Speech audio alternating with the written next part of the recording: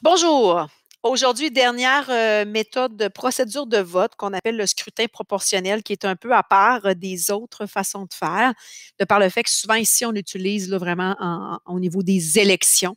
Donc, on a un parti à élire, on a des candidats à élire. Ça arrive souvent qu'on utilise cette méthode de façon de faire là. Donc, méthode de scrutin. Donc, mode de scrutin, oui, qui consiste à attribuer à chaque groupe de candidats un nombre de sièges proportionnel. Un nombre de sièges proportionnel au nombre de votes que ce groupe a obtenu. De là son nom, scrutin proportionnel. Donc, on respecte la proportion des électeurs qui ont voté pour chaque parti ou chaque candidat. OK? Donc, on tient compte vraiment de chaque vote. Donc, ça peut être intéressant. On se sent concerné quand on vote. Et bien évidemment, on répartit les élus en traduisant assez fidèlement la volonté de l'électorat parce qu'on tient compte de chaque vote obtenu.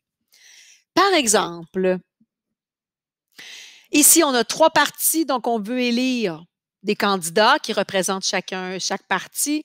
Donc, on a le parti bleu, le parti blanc et le parti rouge. On a 500 personnes qui ont voté au total. On a 220 personnes qui ont voté pour le parti bleu, 170 personnes qui ont voté pour le parti blanc et 110 personnes qui ont voté pour le parti rouge. On pourrait dire, ben, le parti bleu a obtenu le plus grand nombre de votes. Donc, par, par pluralité, ça va être ce parti-là qui va gagner. Donc, c'est ce parti-là qui va nous représenter. Ça, c'est par la méthode de pluralité. Ou on y va en se disant, ben, on va aller élire, on a des sièges à remplir, on en a 24 ici au total, on a 24 personnes.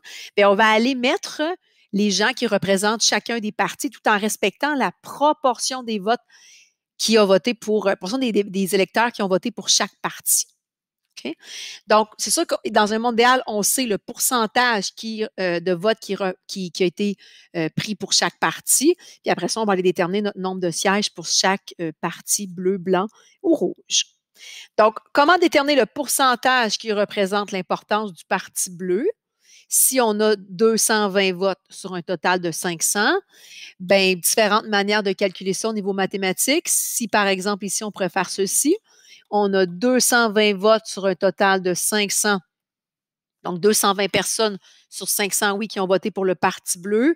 Combien ça fait en pourcent? Hein, donc, on se crée une proportion. Donc, ici, produit des extrêmes, produit des moyens. Donc, 220 fois 100 est égal à 500 fois X. Et on isolerait notre X ici pour déterminer qu'on a 44 des gens qui ont voté pour le Parti bleu.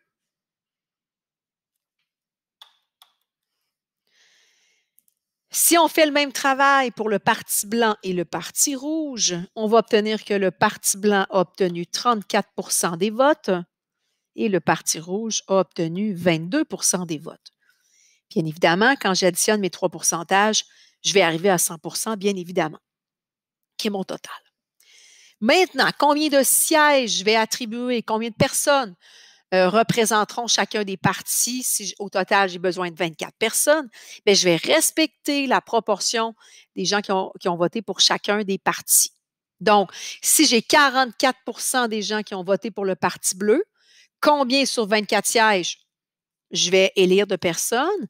Donc ici, encore une fois, plusieurs manières de calculer ça mathématiquement. On peut se faire encore une proportion.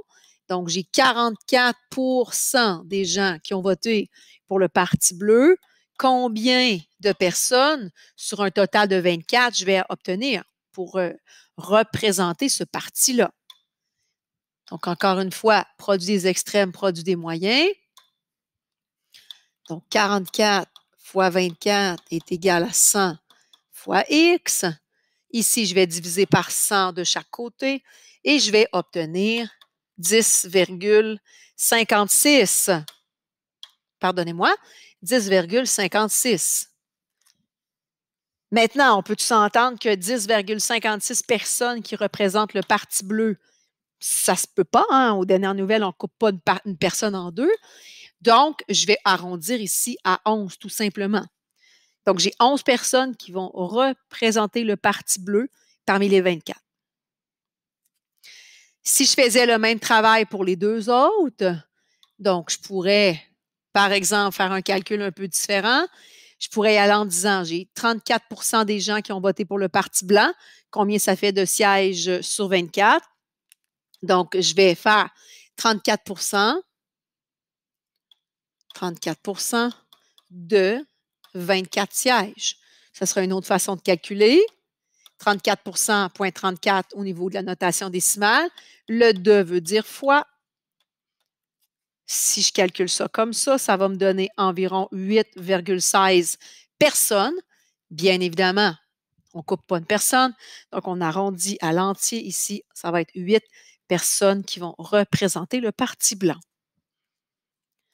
Et si vous faisiez le calcul pour le Parti rouge, vous obtiendriez 5 personnes. Bien évidemment, quand je fais l'addition ici du nombre de sièges, je dois bien évidemment arriver à mon total de 24.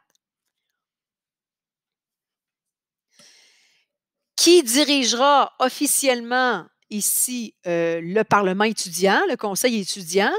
Bien, il va y avoir 11 personnes du Parti bleu, 8 personnes du Parti blanc et 5 personnes du Parti rouge.